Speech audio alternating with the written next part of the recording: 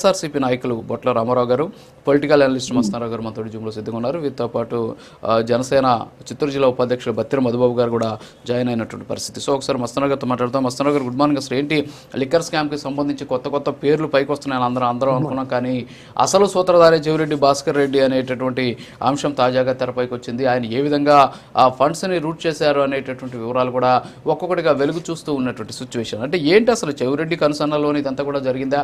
మొన్నటి వరకు కూడా ఆయన ఏదో చంద్రగిరి నియోజకవర్గానికి సంబంధించినటువంటి ఒక సాధారణమైనటువంటి నాయకుడిగా ఉన్నటువంటి వ్యక్తి ఉన్నటువంటి 2024 ఎన్నికల నాటికి జగన్మోహన్ రెడ్డి ఇంట్లో ఒక ప్రధానమైనటువంటి వ్యక్తిగా మారిపోయినటువంటి ఆ సిచ్యువేషన్. జగన్మోహన్ రెడ్డి వెన్నంటే ఉంటూ ఒక డైరీ చేతిలో పట్టుకొని ఏమీ ఎరగనట్టు కనిపించినటువంటి వ్యక్తి. మరి ఇదంతా కూడా కారణం లిక్కర్ సొమ్ముని రూట్ చేయడం ద్వారానే ఆయనకి ఇలాంటి ప్రయారిటీ లభించిందనుకోవచ్చు. అసలు ఏం జరిగింది అనుకుంటున్నారు లిక్కర్ స్కామ్లో? గుడ్ మార్నింగ్ అండి రాజుగారు, మీకు ప్రైమ్ లైన్ వీక్షకులకు ప్యానెల్లో ఉన్న మిత్రులందరికీ కూడా. మరి మద్యం స్కామ్కి సంబంధించి ఏంటంటే మొదటి నుంచి కూడా తెలుగుదేశం పార్టీ ఆరోపణలు చేస్తూ ఉంది. ఎన్నికల ముందు నుంచి కూడా ప్రధానంగా వాళ్ళు దృష్టి కేంద్రీకరించింది ఏంటంటే వీళ్ళు డిజిటల్ ట్రాన్సాక్షన్ జరపకుండా క్యాష్ ట్రాన్సాక్షన్ జరుపుతున్నారు. దానిలోనే ఒక పెద్ద ఎత్తున ఇది ఉందనేది ఒకటి. రెండోది ఏంటంటే డిస్టిలరీలు వీళ్ళకి సంబంధించిన పేర్లు కాకుండా పాత ఓనర్స్ మీద ఉంటూ వీళ్ళు వాటిని చేజిక్కించుకొని తద్వారా వ్యాపారం చేశారనేది రెండో ఆరోపణ. మూడోది ఏంటి, అసలు అంతర్జాతీయ బ్రాండ్లు కానీ ఏమీ కానీ ఇక్కడ లేకుండా చేసి ఓన్లీ వీళ్ళకి ఏదైతే అనుకూలంగా ఉన్న డిస్టిలరీకి ఆర్డర్లు ఇచ్చి లోకల్గా మద్యం తయారు చేశారనేది ఒకటి. ఇంకో తీవ్రమైన ఆరోపణ ఏం చేస్తుందంటే అసలు ఈ లిక్కర్ అనేది కొద్ది కల్తీగా ఉంటుంది, అది తాగితే చాలా మందికి రోగాలు వచ్చి చనిపోయిన పరిస్థితి కూడా ఉంది, లివర్ డ్యామేజ్ జరుగుతుంది అనేది కూడా. ఈ 4 ఆరోపణలు తెలుగుదేశం పార్టీ మొదటి నుంచి చేస్తూ ఉంది. సో ఎప్పుడైతే ఈ అధికారంలోకి వచ్చిన తర్వాత అక్టోబర్ నుంచి కూడా చూస్తే మనకి దీని మీద దృష్టి సారించడం. ఫస్ట్ మీరు గుర్తు తెచ్చుకుంటే డిస్టిలరీస్కి సంబంధించి ఏపీ బేవరేజ్ కార్పొరేషన్లను డిస్టిలరీస్కి సంబంధించిన అన్ని 20 పైగా డిస్టిలరీస్ అన్నింటినీ కూడా తనిఖీలు చేపట్టారు. ఆ నేపథ్యంలో డాక్యుమెంట్స్ స్వాధీనం చేసుకోవడం, వాసుదేవ్ రెడ్డి గారిని అరెస్ట్ చేయడం, ఆ నేపథ్యం అదంతా జరిగిన తర్వాత ఎప్పుడైతే కసిరెడ్డి రాజశేఖర రెడ్డిని అరెస్ట్ చేశారో తేగలాగితే డొంకంతా కదిలినట్టు మొత్తం వెలుగులోకి వచ్చిన పరిస్థితి. ఎందుకంటే విజయసాయి రెడ్డి గారు ఎప్పుడైతే ఆయన కాకినాడ పోర్టుకి సంబంధించిన వ్యవహారంలో అటెండ్ అయ్యి అది అవసరం ఉన్నా లేకపోయినా కూడా మద్యం కుంభకోణం జరిగింది, దానిలో కసిరెడ్డి కీలక పాత్రధారి, ముందు మరిన్ని విషయాలు చెప్తానని చెప్పారు. ఆ నేపథ్యంలోనే ఆ తర్వాత అరెస్టులన్నీ జరిగితే చూస్తే మనం జగన్మోహన్ రెడ్డి గారు చుట్టూ ఉన్న వ్యక్తులందరూ కూడా అరెస్ట్ అయిన పరిస్థితి. ఆయన ఏంటి మన ఓఎస్డి కృష్ణమోహన్ రెడ్డి గారు కానీ, అదేవిధంగా కీలకంగా వ్యవహరించిన సీఎంఓలో ధనంజయ రెడ్డి గారు కానీ, ఇట్లాగా వీళ్ళందరూ కూడా దానిలో నిందితుడిగా మారిపోయి ఈరోజు జైల్లో ఉన్న పరిస్థితి కూడా చూసాం. గత కొన్ని నెలలుగా జైల్లో ఉన్నారు. వాళ్ళు విచారణకు సహకరించట్లేదని సిట్ చెప్తా ఉంటుంది.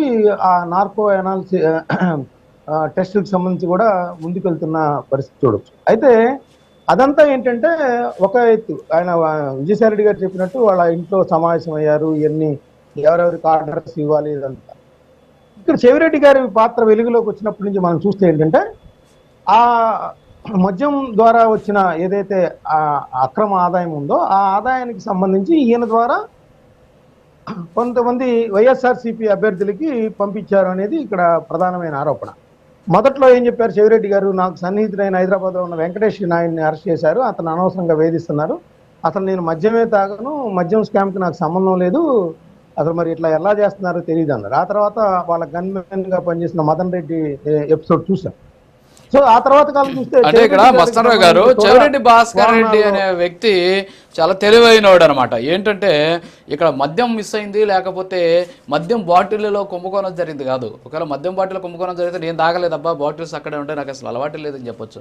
మద్యం సొమ్ము గురించి మాట్లాడుతూ ఉంటే ఆయన చాలా తెలివిగా బయటకు వచ్చేసి అసలు నేను మద్యం అంటే నాకు తెలియదు, ఆ స్మెల్ నాకు పడదు, మా ఇంట్లో నేను ఇద్దరిని కోల్పోయాను, మద్యం గురించి ఎవరు మాట్లాడాలి అంటే రకరకాలైనటువంటి డ్రామాలు. ఎన్ని డ్రామాలు అంటే ఆయనకు సంబంధించిన గన్మెన్ని తీసుకెళ్ళిపోయి హాస్పిటల్లో చేర్చేసి నా పేరును ముందే రాసేస్తాను, అసలు సిట్టు కూడా ప్రకటించలా, అప్పటికి ఆయన నిందితులు కూడా చార్చక ముందే బయటకు వచ్చేసి హడావుడి చేసేసి ఏంటి అసలు ఈ డ్రామాలేంటి? చేసినటువంటి దాన్ని నేరుగా అదేదో అంటాం కదా, ఇరుక్కుపోయినట్టు వాళ్ళే వచ్చి ఇరుక్కుపోతూ ఉన్నటువంటి పరిస్థితి. ఏమంటారు మస్తారావు గారు?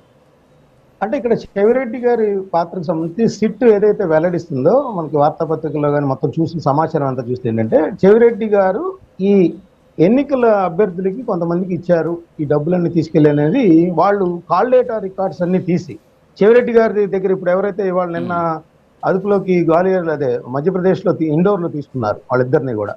వాళ్ళిద్దరు చూస్తే మనకి బాలాజీ కుమార్ అండ్ నవీన్ కృష్ణ వీళ్ళిద్దరు కూడా చెవిరెడ్డి గారికి సన్నిహితంగా పిఎల్ గా పనిచేసిన పరిస్థితి. సో వీళ్ళ కాల్ రికార్డ్స్ ఆ తర్వాత ఒక వ్యవస్థను ఏర్పాటు చేశారు. ఈ డబ్బులన్నీ ఈ తుడా వాహనానికి సంబంధించి కొన్ని వాహనాలు తీసుకురావడం, చెక్ పోస్ట్ దాటి అప్పట్లో అధికారంలో ఉంది వైఎస్ఆర్సీపీ కాబట్టి దాన్ని కొంత అధికారాన్ని ఉపయోగించి ఎక్కడ ఆకుండా చేశారు. కానీ గరికపాటి చెక్ పోస్ట్ దగ్గర 8 కోట్లు పట్టుబడేసరికి అవి తమవి కావని చెప్పేసి వెళ్ళిపోయిన పరిస్థితి కూడా చూసాం. అంటే రాజు గారు ఇవాళ నేను చూస్తాను ఇప్పటి వరకు ఏంటంటే మద్యం కుంభకోణం ఇప్పటి వరకు జరిగిందంత వేరు. ఈ రోజు నిన్న చేసిందంటే మొదటిసారిగా 30 కోట్ల రూపాయల్ని సిట్ జప్తు చేసింది. అవును, మద్యం కుంభకోణంలో ఇప్పటి వరకు అరెస్ట్లే చూసాం మనం. డబ్బుల్ని కూడా స్వాధీనం చేసుకుందంటే ఖచ్చితంగా దీనిలో ఇంకో కీలకమైన ముందడుగు సిట్ వేస్తుందని అర్థం. అంటే ఈ 30 కోట్లే ఫిజికల్ గా కనపడుతున్నాయి. మామూలుగా వాళ్ళు చేస్తున్న ఆరోపణలు 3,200 కోట్ల రూపాయలు అన్నారు. సో అవన్నీ కూడా విదేశాలకి రూట్ అయినాయని, అదేవిధంగా చెవిరెడ్డి గారు ఏదో విదేశాలు టాన్యానియా దేశాలకి వెళ్ళి అక్కడ పరిశ్రమలు పెడదామని చర్చించారని ఆ ఫ్లైట్ టిక్కెట్లు కానీ వాళ్ళతో జరిపిన సంభాషణలకు సంబంధించిన కాల్ రికార్డ్స్ కానీ అన్ని తీసుకున్నప్పుడు ఖచ్చితంగా దీనిలో వేగ్గా చెవిరెడ్డి గారు నాకేం తెలియదు అనడానికి అవకాశం లేకుండా ఉన్న పరిస్థితి కూడా మనం ఇక్కడ చూడొచ్చు.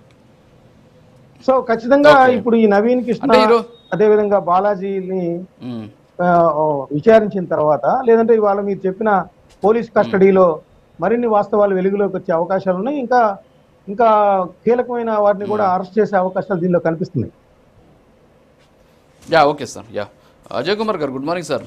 సో ఓవరాల్గా ఒక ముందడుగు ఇందాక మనకు చెప్పినట్టు మస్తనరావు గారు చెప్పినట్టు ఒక ముందడుగు పడింది. ఎందుకంటే